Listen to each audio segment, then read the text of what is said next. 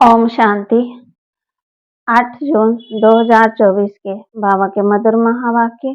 बाबा कहते, मीठे बच्चे, याद से भी कर्म विनाश होते हैं, ट्रांस से नहीं। ट्रांस तो कोई पाई पैसे का खेल है, इसलिए ट्रांस में जाने की आश नहीं रखो। याद से भी कर्म विनाश होते हैं, ट्रांस से नहीं। ट्रांस तो पाई पैसे का खेल है, इसलिए ट्रांस में जाने की आश नहीं रखो। प्रश्न, माया के भिन्न भिन्न रूपों से बचने के लिए बाप सब बच्चों को कौन सी एक सावधानी देते हैं? माया के भिन्न भिन्न रूपों से बचने के लिए बाप सब बच्चों को कौन सी एक सावधानी देते हैं? उत्तर, मीठे बच्चे, ट्रांस की आश मत रखो। ज्ञान योग में ट्रांस का कोई कनेक्शन नहीं, मुख्य है पढ़ाई। कोई ट्रांस में जाकर कहते हैं, हमारे में मम्मा आई, बाबा आया। ये सब सूक्ष्म माया के संकल्प हैं, इनसे बहुत सावधान रहना है। माया कई बच्चों में प्रवेश कर उल्टा कार्य करा देती है, इसलिए ट्रांस की आश नहीं रखनी है। ओम शांति। मीठे मीठे रूहानी बच्चे, ये तो समझ गए हैं कि एक तरफ है भक्ति, दूसरी तरफ है ज्ञान।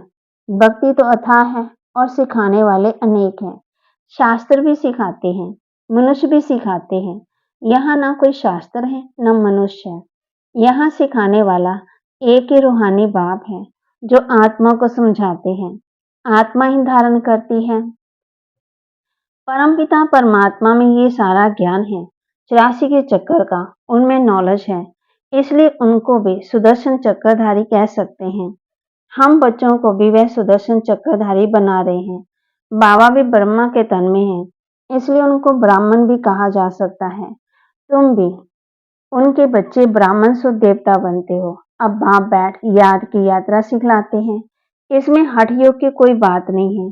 वह लोग हठ योग से ट्रांस आदि में जाते हैं, ये कोई बड़ाई नहीं है।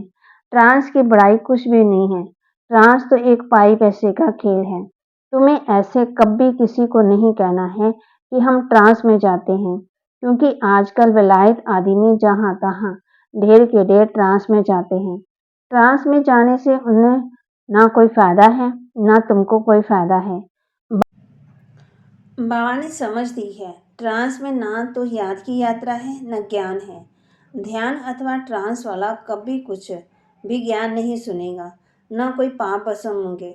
ट्रांस का महत्व कुछ भी नहीं है। बच्चे योग लगाते हैं, उनको कोई ट्रांस नहीं कहा जाता। याद से भी कर्म विनाश होंगे, ट्रांस में भी कर्म विनाश नहीं होंगे। बाबा सावधान करते हैं कि बच्चे ट्रांस का शौक मत रखो। तुम जानते हो, इन सन्यासी आदियों को ज्ञान तब मिलता है जबकि विनाश का समय होता है। बल तुम्हें उन्हें ऐसे निमंत्रण देते रहो, लेकिन ये ज्ञान उनके कलश में जल्दी नहीं आएगा। जब विनाश सामने देखेंगे तब आएंगे, समझेंगे कि अब मौत आया कि आया। जब नज़दीक देखेंगे तब मानेंगे, उन्हों का पाठ ही अंत में है। तुम कहते हो अब विनाश आया कि आया, मौत आना है। वह समझते हैं ये तो ऐसे ही बोलते हैं।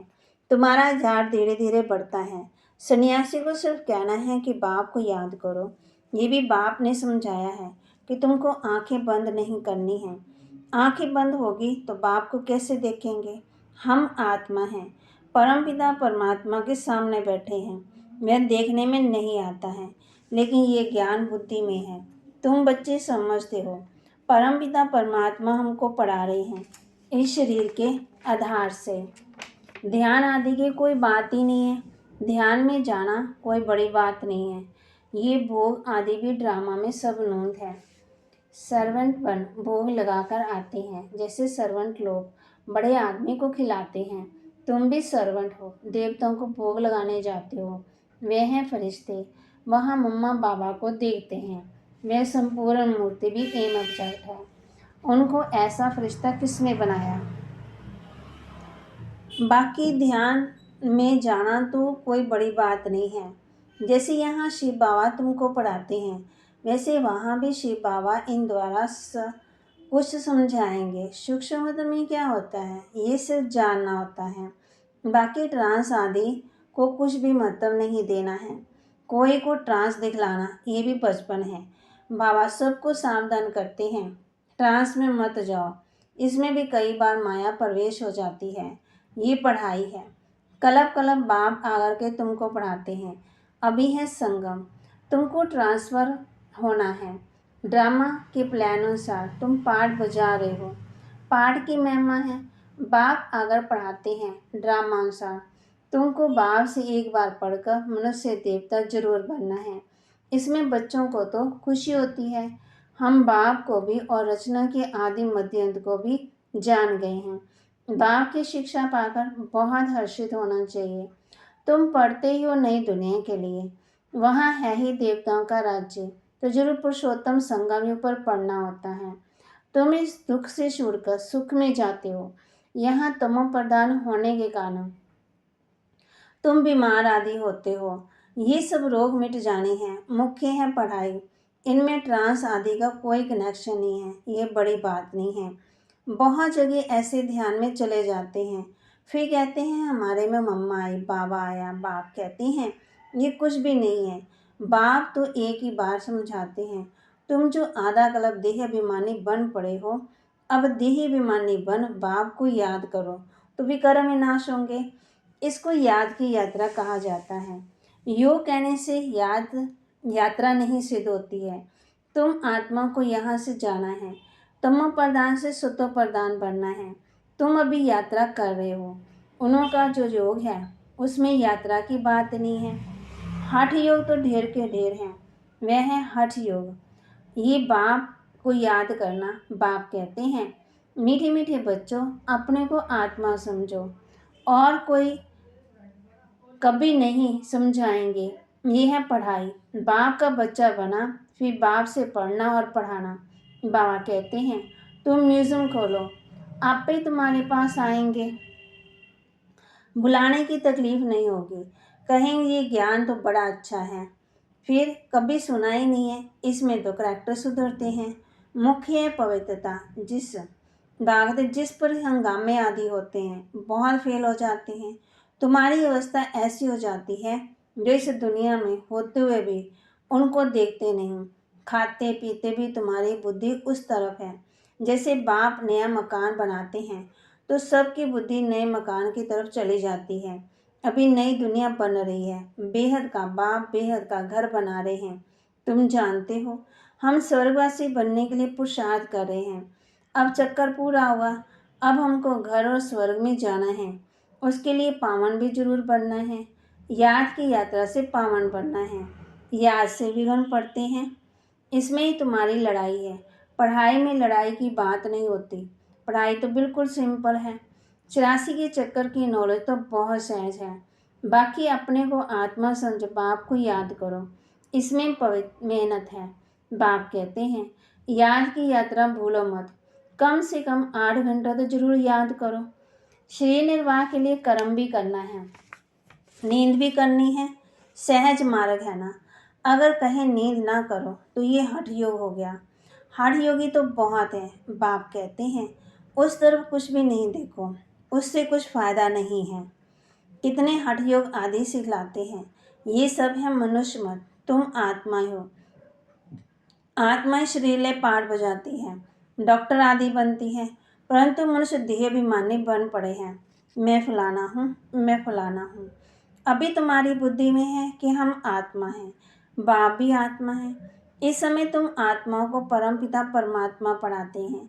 गाते हैं ना आत्मा परमात्मा अलग रहे बहुकाल।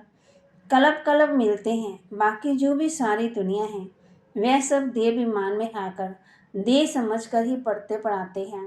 बाप कहते हैं मैं आत्मा को पढ़ाता हूँ। जज बैरिस्टर आदि भी आत्मा ही बनती है। तुम आत्मा सतो प्रधान पवित्र थी, फिर तुम पाठ बजाते बजाते सब पतित बने हो। तब पुकारते हो बाबा आकर के हमको पावन आत्मा बनाओ। बाप तो है ही पावन। ये बात जब सुने तब धारणा हो।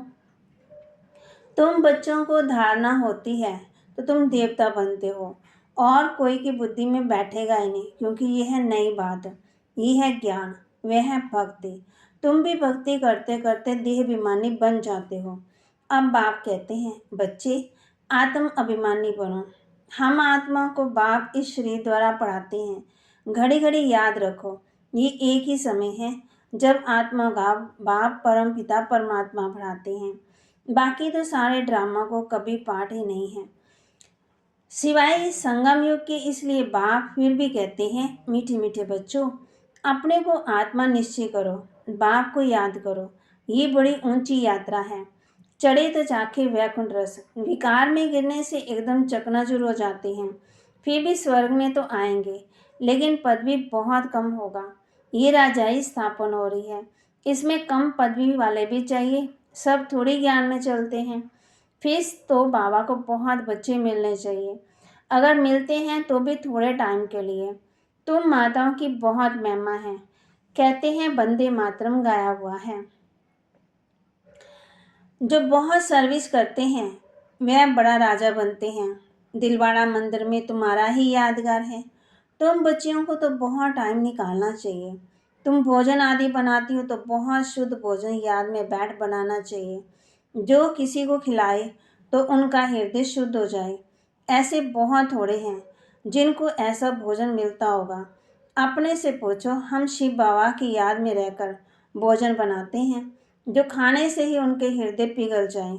घड़ी घड़ी याद भूल जाती है। बाबा कहते हैं, भूलना भी ड्रामा में नोंद है, क्योंकि तुम 16 कला तो अभी बने नहीं हो, संपूर्ण बनना जरूर है। चंद्रमा पूर्णिमा के चंद्रमा में कितना तेज होता है, फिर कम होते होते एक लकीर जाकर रहती है, घोर अंधेरा हो जाता है, फिर घोर सोजरा। विकार आदि छोड़ बाप को याद करते रहेंगे तो तुम्हारी आत्मा संपूर्ण बन जाएगी। तुम चाहते हो महाराजा बने, परंतु सब तो बन न सके। पुरुषार्थ सबको करना है, कोई तो कुछ पुरुषार्थ नहीं करते, इसलिए महारथी घोड़ेसवार प्यादे कहा जाता है। महारथी थोड़े होते हैं, प्रजा का लश्कर जितना होता है उतने कमांडर्स मेजर नहीं होते। तुम्हारे में भी कमांडर्स मेजर कैप्टन है ना, प्यादे भी हैं। तुम्हारी भी ये रूहानी सेना है। सारा मदार है याद की यात्रा पर, उस से ही बल मिलेगा। तुम हो गुप्त वॉरियर्स, गुप्त योद्धे। बाप को याद करने से विकर्मों का जो किचड़ा है वह भस्म हो जाता है। बाप कहते हैं, धंधाधोरी भले करो, बाप को याद करो। तुम जन्म जन्मांतर के आशिक हो, एक माशूक के। अब वह माशूक मिला है तो उनको याद करना है। आगे बल याद करते थे, परंतु विकर्म विनाश थोड़ी होते थे। बाबा ने बताया है, तुमको यहाँ तमो प्रधान से सतो प्रधान बनना है। आत्मा को ही बनना है। आत्मा ही मेहनत कर रही है। इसी जन्म में तुम्हें जन्म जन्मांतर की मैल को उतारना है। यह है मृत्यु लोक का अंतिम जन्म, फिर जाना है अमर लोक। आत्मा पावन बनने बिगड़ तो जा ही नहीं सकती। सबको अपना अपना हिसाब किताब चुकतू करके जाना है। अगर सजाएं खाकर जाएंगे तो पदवी कम हो जाएगा, तो सजा नहीं खाते हैं। जो सजा नहीं खाते हैं ना, वह सिर्फ माला में माना 8 दाने कहे जाते हैं। 9 रत्नों की अंगूठी आदि बनती है। ऐसा बनना है तो बाप को याद करने की बहुत मेहनत करनी है। अच्छा, मीठे मीठे सिकिलदे बच्चों प्रति माता पिता बाप दादा का याद प्यार और गुड मॉर्निंग। रूहानी बाप के रूहानी बच्चों को नमस्ते। रूहानी बच्चों की रूहानी बाप दादा को दिलवा जान सिकवा प्रेम से नमस्ते। धारणा के लिए मुख्य सार, संगम युग पर स्वयं को ट्रांसफर करना है। पढ़ाई और पवित्रता की धारणा से अपने करैक्टर सुधारने हैं। ट्रांस आदि का शौक नहीं रखना है। संगम युग पर स्वयं को ट्रांसफर करना है। पढ़ाई और पवित्रता की धारणा से अपने करैक्टर सुधारने हैं। ट्रांस आदि का शौक नहीं रखना है। शरीर निर्वाह अर्थ कर्म भी करना है, नींद भी करनी है, हठ योग नहीं है, लेकिन याद की यात्रा को कभी भी भूलना नहीं है। योग युक्त होकर ऐसा शुद्ध भोजन बनाओ और खिलाओ जो खाने वाले का हृदय शुद्ध हो जाए। वरदान। वरदान, अपनी सूक्ष्म शक्तियों पर विजय बनने वाले राजऋषि स्वराज्याधिकारी आत्मा भव। अपनी सूक्ष्म शक्तियों पर विजय बनने वाले राजऋषि स्वराज्याधिकारी आत्मा भव। कर्म इंद्रिय जीत बनना तो सहज है, लेकिन मन बुद्धि संस्कार इन सूक्ष्म शक्तियों पर विजयी बनना है। ये सूक्ष्म अभ्यास है। जिस समय जो संकल्प जो संस्कार इमर्ज करना चाहो, वही संकल्प वही संस्कार सहज अपना सके, इसको कहते हैं सूक्ष्म शक्तियों पर विजय अर्थात राज ऋषि स्थिति। अगर संकल्प शक्ति को ऑर्डर करो कि कब अभी अभी एकाग्रचित हो जाओ, तो राजा का ऑर्डर उसी घड़ी उसी प्रकार से मानना, यही है राज्याधिकार की निशानी। इसी अभ्यास से अंतिम पेपर में पास होंगे। स्लोगन: सेवाओं से जो दुआएं मिलती हैं, यही सबसे बड़े से बड़ी देन है। सेवाओं से जो दुआएं मिलती हैं, यही सबसे बड़े से बड़ी देन है। तो बाबा कहते, संगम युग पर स्वयं को ट्रांसफर भी करना है और ट्रांस में जाने का शौक नहीं रखना है। कर्म भी करना है, नींद भी करनी है, हठ योग नहीं करना है और याद की यात्रा को कभी भूलना नहीं है। और बाबा कहते, बाबा के महावाक्य को लाइक भी करना है, शेयर भी करना है, सब्सक्राइब भी करना है और अपने जीवन में धारण भी करना है और अपनी सूक्ष्म शक्तियों को जागृत करना है, फिर विजयी बनना है। फिर बाबा कहते हैं आप राजऋषि भी हो और स्वराज्याधिकारी भी हो। तो बाबा ने आज हम बच्चों को होमवर्क दिया है कि चलते फिरते उठते बैठते बाप को याद करना है और ट्रांस की आश नहीं रखनी है। ओम शांति।